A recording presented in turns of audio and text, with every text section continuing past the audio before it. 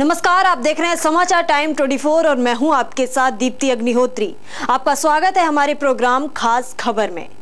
वरिष्ठ कैबिनेट मंत्री रविशंकर प्रसाद ने कहा कि 500 और 1000 रुपए के नोट को बैन करने का फैसला काले धन के खिलाफ लड़ाई में स्वाभाविक कदम है। कहा कि चलन से बंद कर दिए गए ये नोट भारतीय अर्थव्यवस्था की पारदर्शिता को प्रभावित कर रहे थे। केंद्रीय कानून मंत्री रविशंकर प्रसाद ने कहा कि सीबीआई की मेजबानी में आयोजित भ्रष्टाचार निरोधक सम्मेलन को संबोधित करते हुए कहा कि मोदी सरकार द्वारा उठाया गया यह कदम परिवर्तनकारी पासा पलटने वाला कदम है। उन्होंने कहा 500 और 1000 रुपए के पुराने नोटों का चलन बंद करने से हमारी सरकार के वर्तमान फैसले पर बहस हो रही है, लेकिन हमारी सरकार ने इन सालों में जो तरीका अपनाया है उस पर यदि आप गौर करेंगे तो आप पाएंगे कि यह इस सवाल के सिलसिले में नरेंद्र मोदी सरकार द्वारा की गई पहलों का अगला स्वाभाविक कदम है। 500 और 1000 रुपए के पुराने नोटों को हटाने का यह फैसला क्यों? यह बड़ा सरल जवाब है। कल से देश के सभी पेट्रोल पंप पर स्वाइप मशीन से कैश मिलने की सुविधा की शुरुआत हुई। महाराष्ट्र के अकोला के एक पेट्रोल पंप ने नए फैसले के बारे में सुनते ही लोगों को कैश देने की शुरुआत कर दी। हालांकि यह भी अभी एसबीआई की स्वाइप मशीन नहीं है, फिर भी पेट्रोल पंप के मालिक ने लोगों की मदद करने के मकसद से ये सुविधा दी। हालांकि लोगों को ये सुविधा देने में पेट्रोल पंप मालिक संकेत के पहले दिन मुश्किलों का सामना करना पड़ा, क्योंकि उनके पास पर्याप्त कैश नहीं था।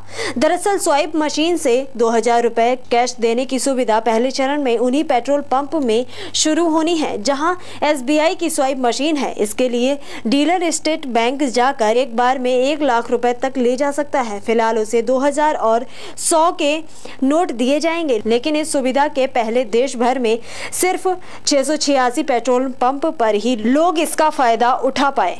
पंजाब के राजस्व मंत्री विक्रम सिंह मजीठिया के द्वारा आपराधिक मानहानि के मामले में दिल्ली के मुख्यमंत्री अरविंद केजरीवाल के खिलाफ आरोप तय किए गए हैं। केजरीवाल के साथ साथ 2 अन्य नेता संजय सिंह और आशीष खेतान के खिलाफ भी कोर्ट ने आरोप तय किए। बाद में मजीठिया ने अदालत के बाहर संवाददाताओं से कहा, यह लड़ाई पूरी तरह से एक इंसान के अपने सम्मान के लिए खड़े होने की है। मेरे रुख की आखिरकार पुष्टि हुई। उन्होंने साथ ही दावा किया कि आपके शीर्ष नेतृत्व के खिलाफ आरोप तय करना पंजाबियों की भी जीत है, जिन्हें उनका सम्मान वापस मिल गया और आपको अब पंजाबियों का प्रतिनिधित्व करने का कोई नैतिक अधिकार नहीं है।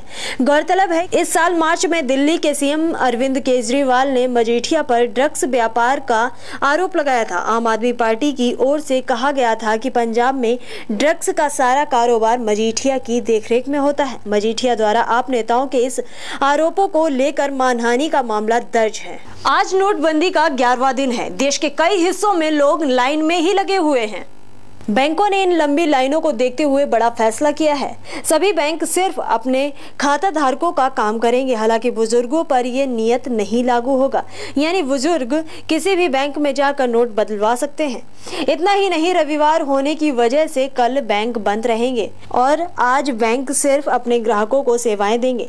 आज दूसरे बैंकों के ग्राहक 500 और 1000 रुपए के नोट नहीं बदलवा सकेंगे। वरिष्ठ नागरिक आज भी किसी भी बैंक की शाखा में अपने पुराने नोट बदलवा सकते हैं। बाजार में कैश की किल्लत दूर करने के लिए आरबीआई ने एक और बड़ा ऐलान किया है। आज से किसी भी पॉइंट ऑफ सेल मशीन यानी स्वाइप मशीन से 2000 रुपए कैश ले सकते हैं। 30 दिसंबर तक कोई ट्रांजैक्शन चार्ज नहीं लगेगा।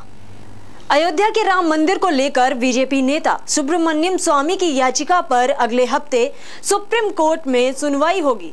स्वामी ने अपनी याचिका में कुछ कारण बताते हुए मांग रखी कि अयोध्या में राम मंदिर विवाद का मसला अदालत में रोजाना सुना जाना चाहिए। 26 फरवरी को सुप्रीम कोर्ट ने स्वामी को अयोध्या विवाद से संबंधित मामलों में हस्तक्षेप की इजाजत दे दी थी। स्वामी अयोध्या में गिराई गई बाबरी मस्जिद की जगह पर राम मंदिर के निर्माण की अनुमति चाहते हैं। सुब्रमण्यम स्वामी ने कहा कि अयोध्या विवाद केस का फैसला 2 महीने के अंदर हो सकता है। अपनी अर्जी में दावा किया है कि इस्लामिक मान्यताओं के अनुसार सार्वजनिक उद्देश्यों के लिए मस्जिद को एक जगह से दूसरी जगह स्थानांतरित किया जा सकता है, जबकि एक बार मंदिर का निर्माण हो जाए तो उसे हाथ नहीं लगाया जा सकता है। यूपी में अगले साल की शुरुआत में चुनाव होने हैं। उससे पहले राम मंदिर का मुद्दा दोबारा गर्म होता है तो इसका सियासी फायदा बीजेपी को मिलेगा। अब वक्त हो चला है एक छोटे से ब्रेक का। ब्रेक के बाद आपको बताएंगे कि सरकार ने किसके खिलाफ शिकंजा कसना शुरू कर दिया है।